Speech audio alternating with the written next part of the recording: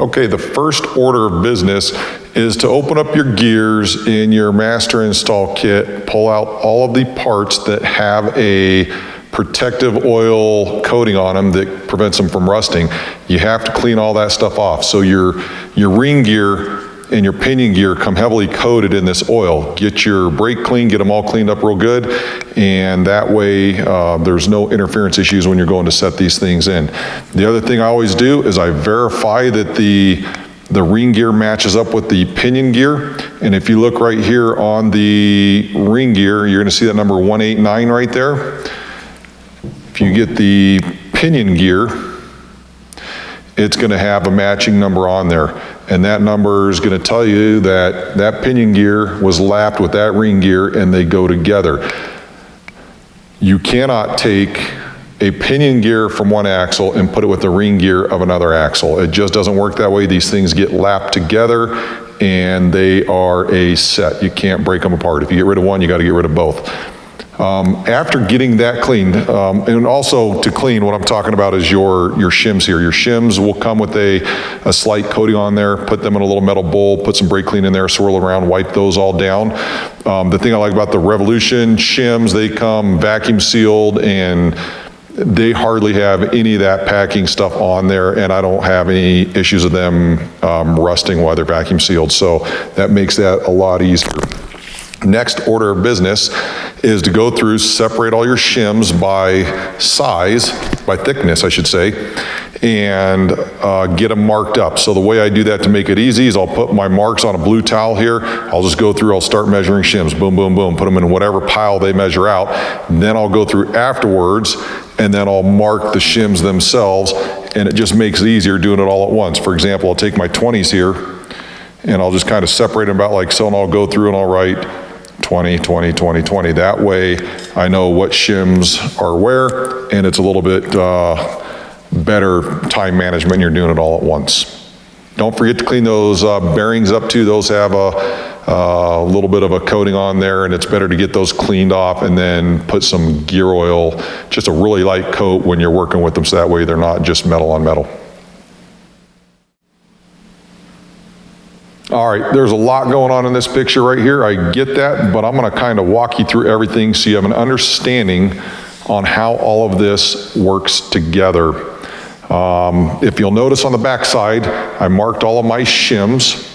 That way I can easily look over, grab the next shim needed, replace the old shim with the appropriate stack, and it makes it easier and less frustrating. I just want to say this again.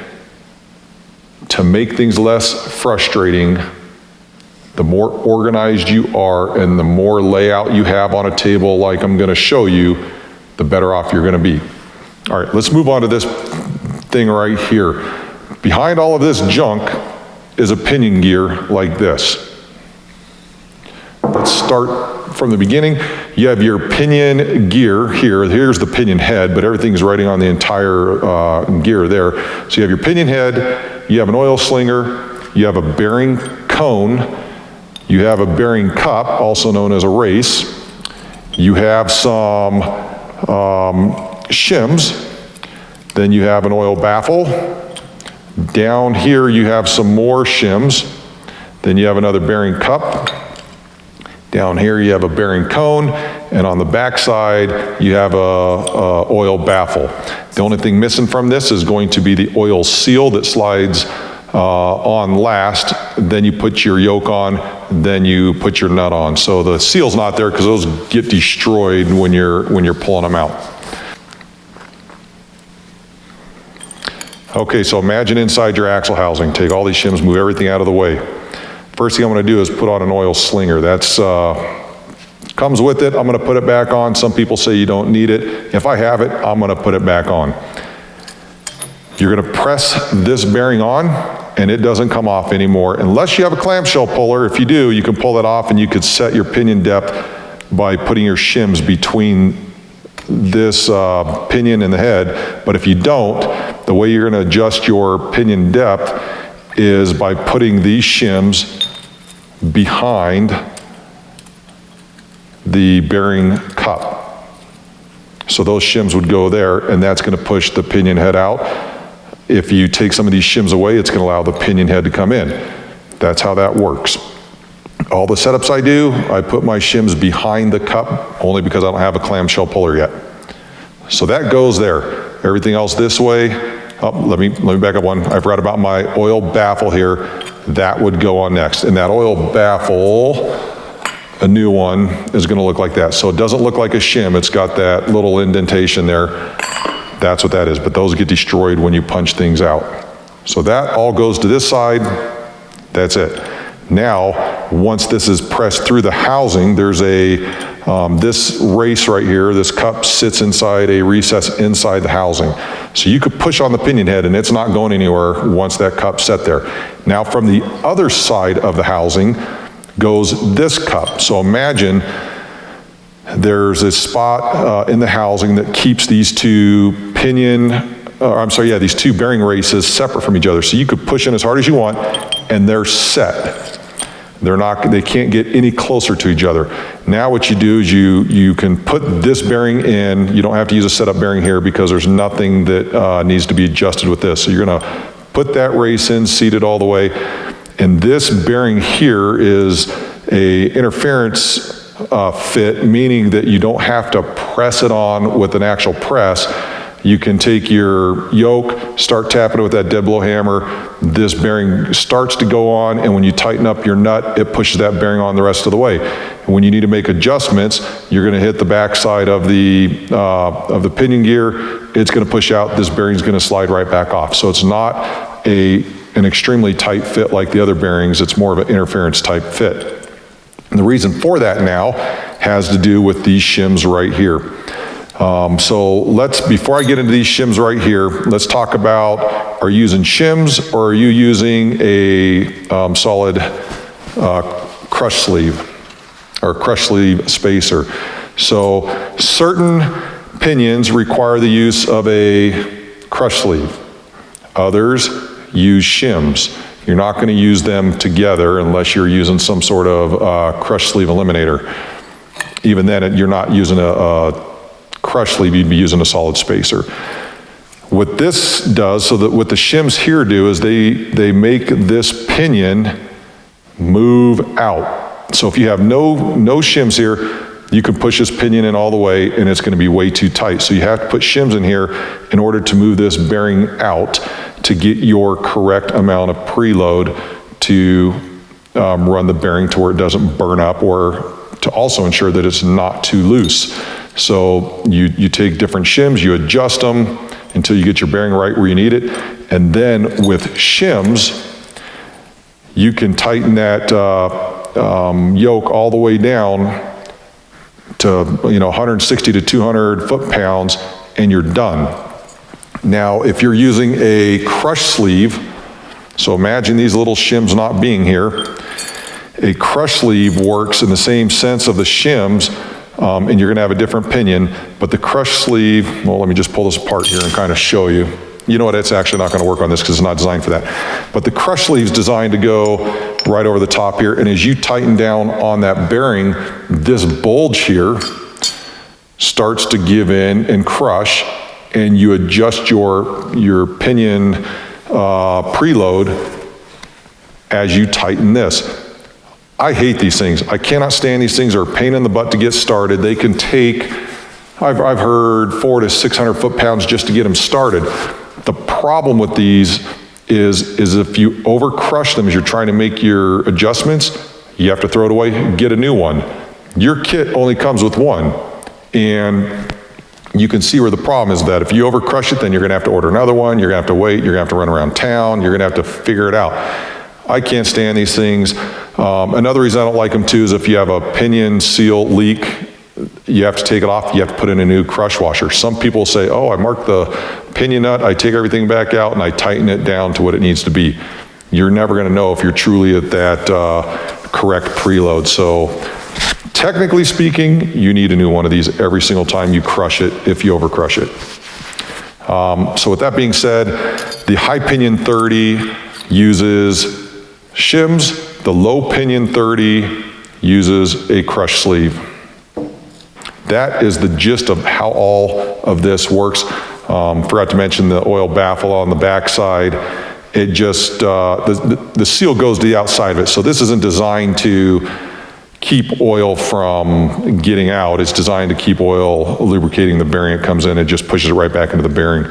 So that is the pretty much the gist of your pinion setup.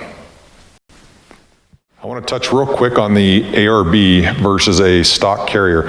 So a stock carrier, you have your bearing here, and the carrier bearing shims, which are these size right here, they go underneath the bearing. They won't even fit on the ARB here, but they would go underneath the bearing, and that's where they go on a stock application.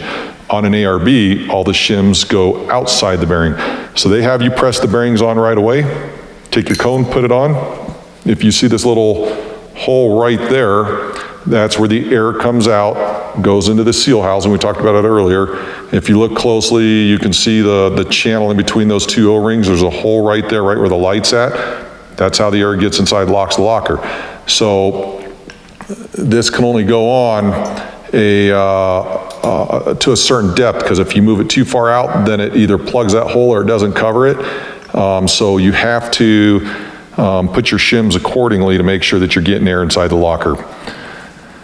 ARB uses a different shim than a standard shim. Let me show what I'm talking about. So a standard, and hopefully this stays in focus here. A standard ARB shim is this width here. A regular shim that you'd use is that width there. You can see the difference. And showing that in real life, you'll take your seal housing here, the ARB shim fits right over the top, no problem. You take a standard stock type shim, there's nowhere for it to go. It can't fit on there, and that's probably by design on ARB's part, I'm sure. So ARB shim fits here, and once you get your shim stack established, so in other words, you're gonna take shim, shim, shim, you're gonna shim up everything you need. You get your shim stack, you put it there, then you're gonna take what's known as the ARB Master Shim, you can see how thick that is, and you're gonna place that over the side, and then this goes over this. And then let me show you how this works. I'm gonna slowly twist this so I'm not gonna hurt the seal.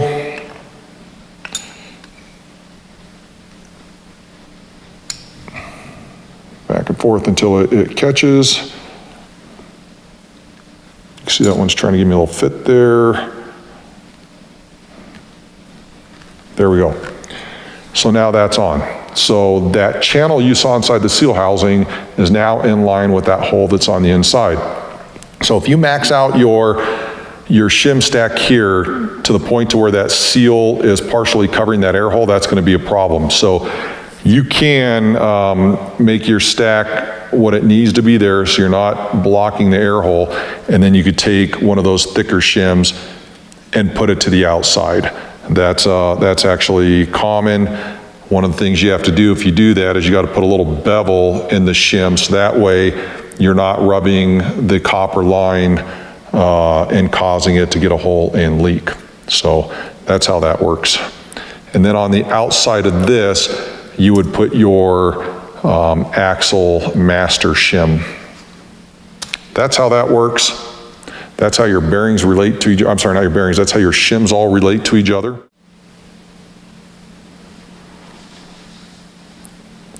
This is the key to understanding how you're going to set up your gears. A lot of people don't understand the relationship, but it all boils down to this specific relationship. You have a ring gear, you have a pinion gear. The pinion gear mates up like this. You have to have some space between these two. You can't keep it tight or it's gonna just eat itself up. There's no lubrication in there and you're gonna have issues. So the overall goal is to get the relationship of the pinion depth, and we adjust pinion by moving it in and out of the housing just like that. And then we adjust the ring gear location laterally this way. So if you think about this, pinion gear moves this way, ring gear moves this way.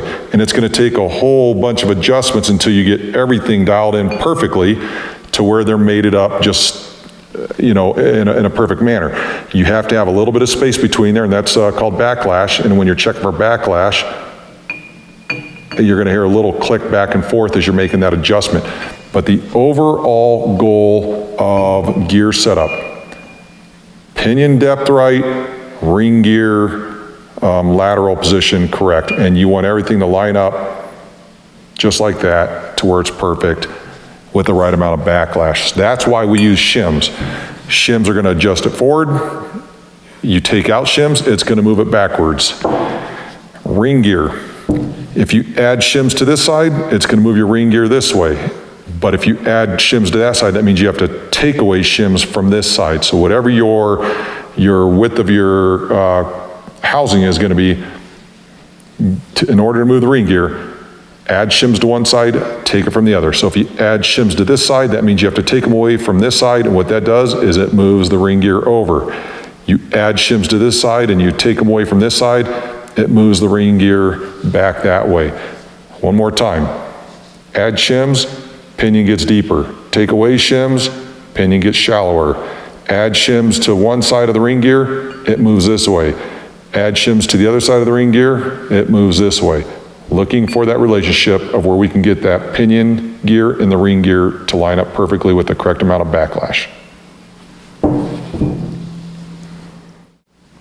So the first step in setting up your carrier is to get your bearings pressed on. Now, again, if you're using a stock carrier, then use your setup bearings, but I'm just going to go with the ARB for now because most of the off-road community is probably going to be doing this anyway, so I'm going to kind of focus on that. Understand if you're using a stock carrier, make your adjustments necessary using your setup bearings. In this case here, my bearings are already pressed on because I'm going to reuse the ones that are in there. If you're not and you're going with the ARB or whatever locker you're going with, follow the locker manufacturer's directions on how you need to do this. This is specific to an ARB right now. Can't speak for the others. My bearings are both pressed on, so the next thing I need to do is put on a ring gear. These ring gears fit so tightly that they won't just slide on. They'll get to about right there and they stop. You don't want to take an open flame source, heat the ring gear up till it expands and set it down there. Otherwise you're going to damage your gear. You don't want to take a mallet and beat it on there because it's going to just get cockeyed and you may not get it seated all the way. The best way to get these on is wait till your wife leaves the house to go shopping. You're going to sneak inside. You're going to take your ring gear. You're going to put it in the oven at 200 degrees for maybe, 20, 30 minutes, something like that. Make sure you use gloves when you're pulling it back out. You're going to bring it back out here and it's going to slide right over the top of this locker. If for some reason you heated it up, a couple hundred degrees and it's not sliding over the locker, another thing you do is take your carrier, put it in the freezer. So with metal expands when it gets hotter, it contracts when it gets colder. So if you make one cold, the other hot, you're going to expand, contract accordingly. I like to start with just using the ring gear, get it positioned perfectly, then I'm going to tighten down my ring gear bolts. So off to the oven we go. We're going to take and put Loctite on our ring gear bolts. You don't want to overdo it because then you can cause some issues of them trying to seat all the way, but make sure you put enough on that they're not going to back out. That's worst case scenario. So I have all those set.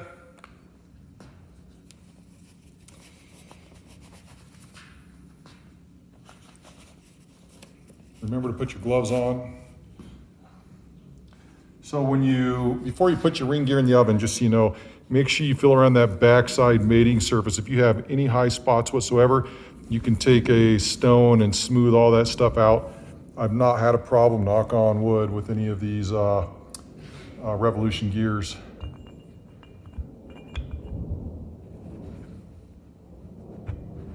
Boy, there's going to be a tight fit. Here we go. So there we go. That's up against the flange. I'm going to start a couple bolts. Reposition that flange a little bit.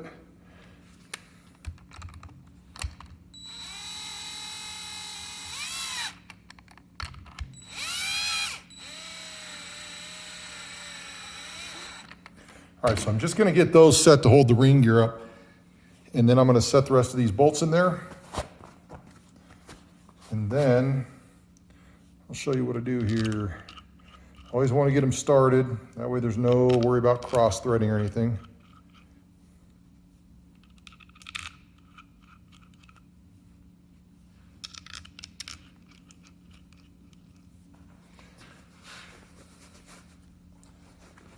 Now I just have my cordless drill set with the clutch engaged. That way it won't over tighten. And then I just work my way around.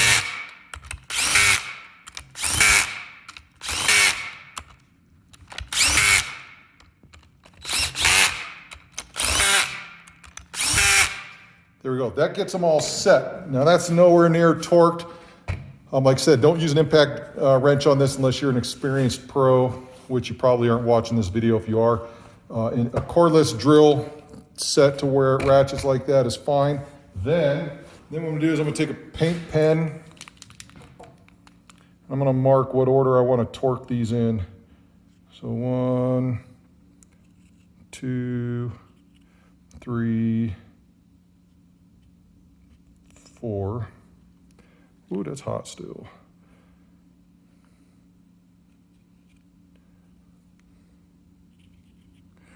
And you're wanting to torque them in a star pattern.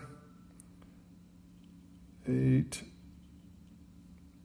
9, 10. That way you're ensuring a good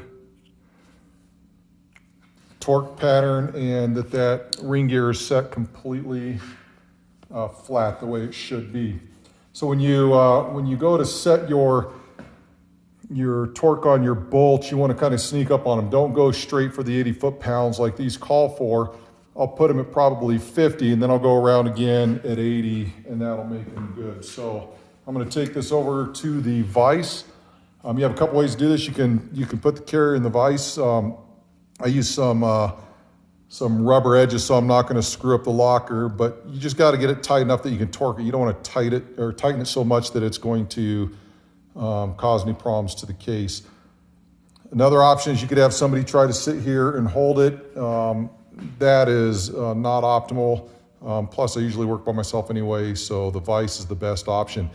If for some reason you can't do that, another option is get your housing already set with the pinion installed, and then you could take the carrier like this, put it inside, and then torque it with the pinion holding it in place, if that makes sense. Let's move over to the vise. Okay, so I have my locker in a vise. I'm using these little rubber pads so I'm not doing damage. You want to make it just tight enough that this isn't going to fall out, but not so tight that you're going to start damaging your carrier or your locker. In this case, I've torqued everything with my smaller torque wrench. I didn't realize my video wasn't on, so I'm going to go through and double check the torque with my big torque wrench just to verify everything's good. So you got to be careful, because if you don't have this tight enough, this thing could slide out, fall on the ground, then you're looking at some damage. So just be careful.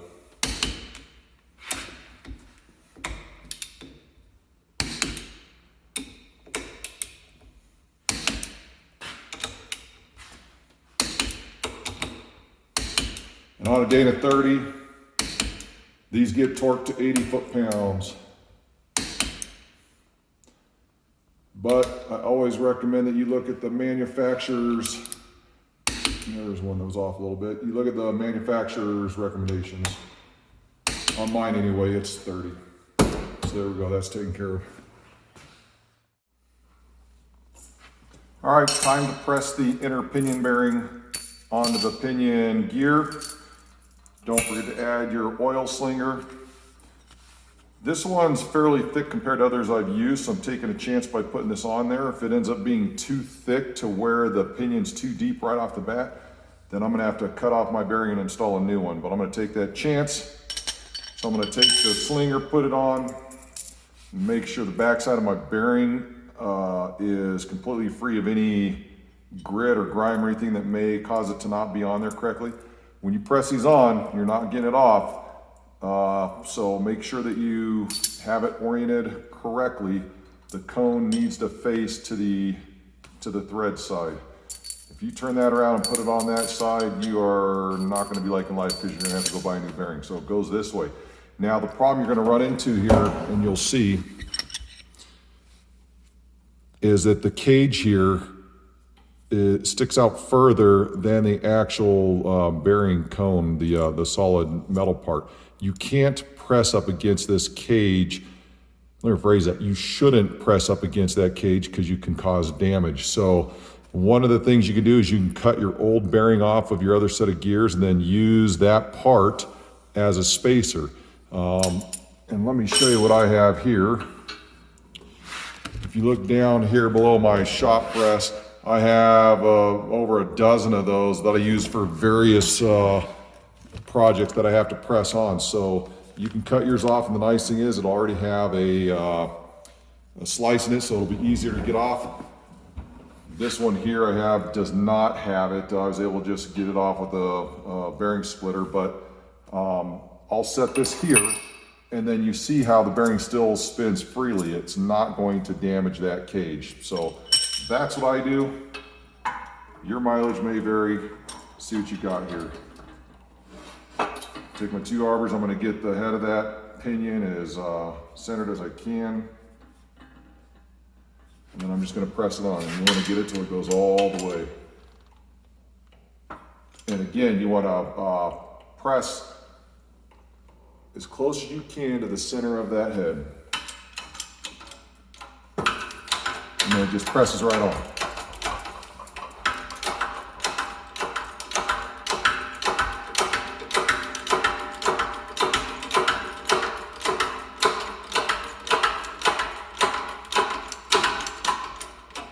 And you'll know when it's there because your press gets really hard to push anymore.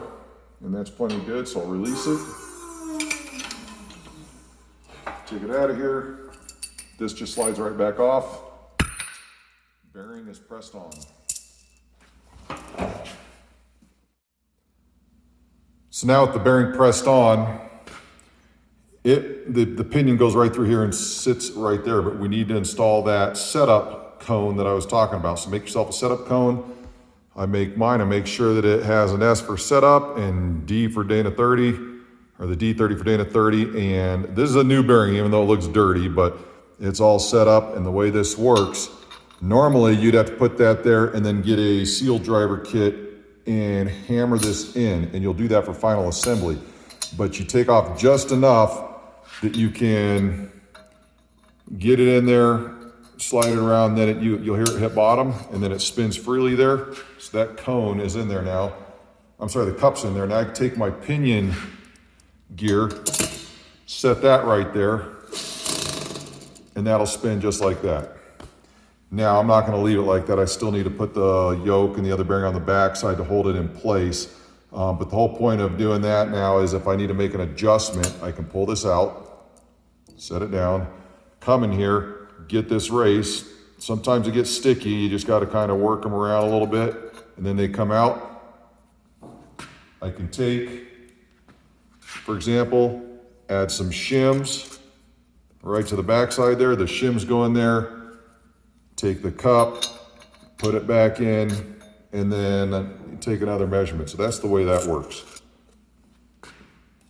So what I'm going to do now is get this in there. Actually, I'm going to get my setup race in there first. That went in easy. That's normally not the case. Get the bearing in there. It sits there. Now I need to come to the other side. And actually, see, I'm already missing things. I'm forgetting all about it. So before I do that, I'm going to drive that outer pinion bearing race into place because that one doesn't come back out. There's no need for it to come back out. So what I'll do is I'll turn this axle stand over. I'll drive in that race. Then we'll start putting things together. All right, time for the outer pinion bearing race to get installed. Like I said, this one doesn't need to come out anymore, so we just install that right off the bat. As you can see, it just doesn't push right in easily, so we have to use a seal driver. Get one of the appropriate size, get yourself a BFH, but tap it in. You're not gonna smack the crap out of it, so you're gonna tap it in, make sure it starts off straight, and just keep going. You see how it's going in nice and even? You'll know when it gets to the end because you hear this ding. Right there. Do one extra little tap just to make sure it's there. So that's set, not coming back out.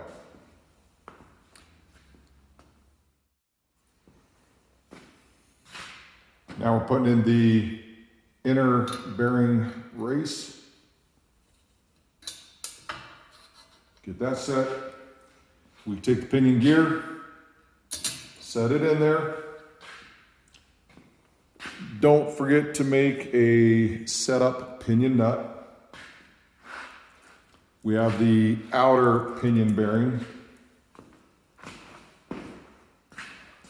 That has to get kind of pushed on, and it probably won't stick, so be ready for that. Of course, my so it's gonna walk away, it's gonna fall out, you watch. I'm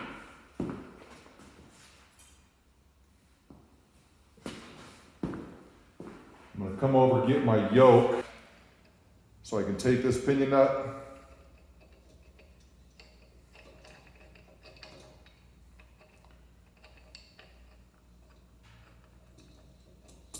start it on, and as I start to tighten up, it's going to push that bearing on. And you'll see how it all works here in just a second. One thing you're gonna notice is I don't have any outer shims on. And that's because I'm gonna be real careful as I snug this down. I'm not gonna put those shims on until the end, and I'll show you why. Another good gear source is gonna be the Bella Vista Gear Bible. You can look for it on Pirate. It goes into great detail. I mean, that thing is phenomenal. But there are shortcuts to that. He goes into great detail. He even says that there's shortcuts, but he takes the long way so people can understand better. And the thing I'm doing here is I'm just taking a little bit of a shortcut, and I'll show you in a second. So one of the tools, if you don't have an impact wrench, is going to be a pipe wrench.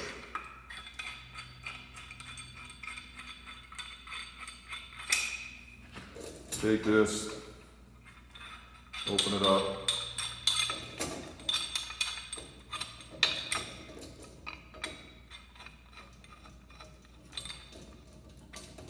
Set it like that. You don't have to get it crazy tight, just enough to hold it.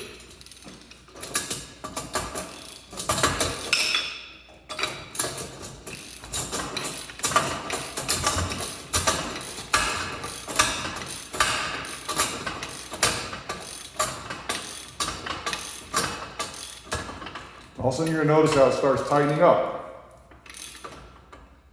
So I just got it right there to where it feels like it really wants to start tightening up. That's where I'm stopping.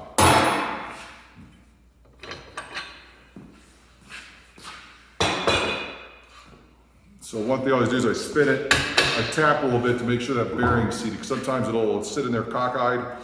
Spin it a few times, make sure it's nice and smooth. That's nowhere near enough preload, but it is enough that it holds the pinion head in enough to where it's not going to move in or out. So I'm not crushing the bearings together. It's just tight enough to keep that where I want it, if that makes sense. Now that that's in, I'm going to reposition my axle.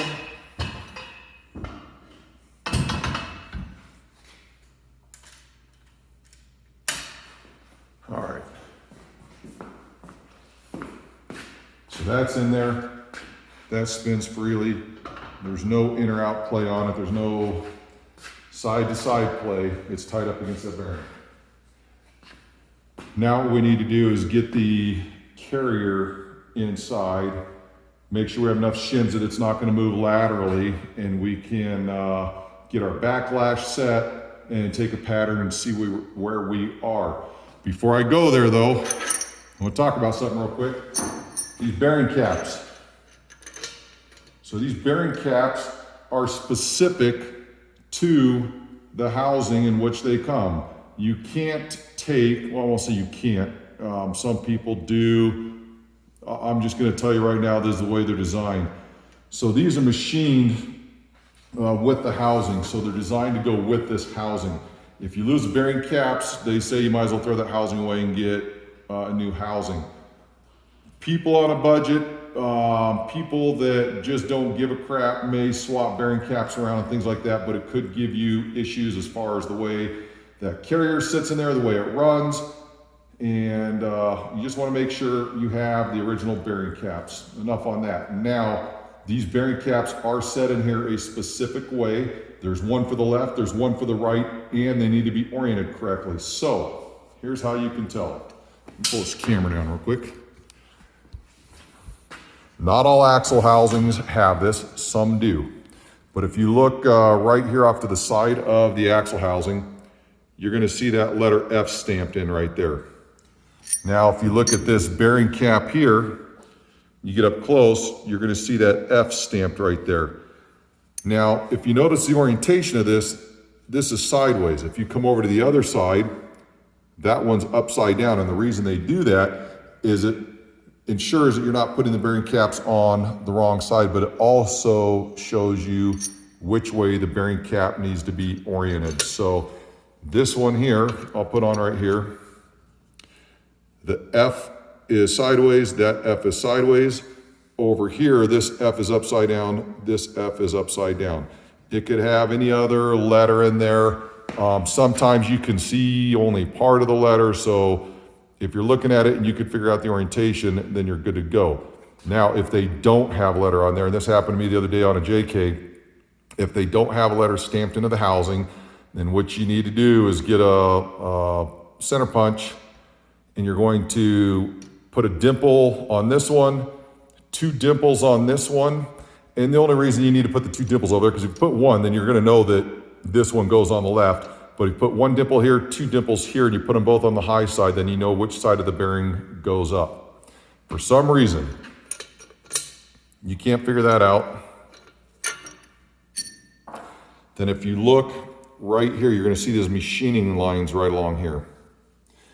If you look inside the bearing cap, you're gonna see the machining lines there as well, and those line up with those. So if you look at it this way, this is the way the cap should be oriented, you're gonna see those machining lines. So that's gonna be another indicator of how those line up. So with that out of the way, let's move on to the carrier. Okay, you've heard me talk about it previously. I just wanna make sure you understand that having a clean workspace like this is absolutely huge. You can set up a portable table. I'm sitting on my welding table. I just put a towel down because it's easier to keep track of things that are metal and may blend in the background or even pick up grinding dust or something like that. I don't want any of that stuff on my shims. So keep yourself organized, and boy, I tell you what, the frustration goes right out the door. It becomes a lot more enjoyable because you're able to keep track of what's going where, and it just makes for a more successful gear setup. So moving back this way, I have my my axle stand there. My setup there makes it nice and easy to move back and forth. So moving on to gears now, we're talking about getting the carrier on the inside. So the one thing I want to do is keep track of what shims are on which side. And I have my Arb shims over here, so if I need to make any adjustments, I'll be using these, not those. Those are gonna be for behind the pinion race. I'm gonna keep track of my adjustments on paper. If I find a pattern that I like, I'm gonna kinda make sure I denote that one somehow, so if I need to come back to it as another starting point, then I already have it written down. So I'm gonna measure out the shims that I have on each side, no idea what's going where. And we'll get that carrier in there and we'll take a look.